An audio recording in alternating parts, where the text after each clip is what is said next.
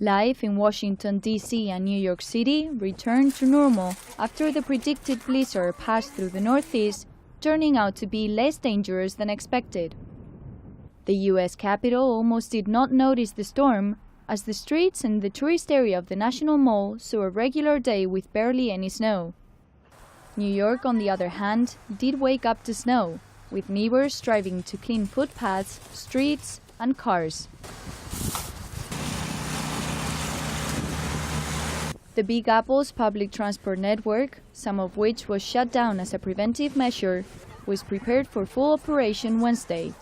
Meanwhile, children enjoyed the day to turn some of the main squares of the city that never sleeps into an improvised snow park, with kids, big and small, having snowball fights or playing with homemade cardboard sledges. 2, 3, go!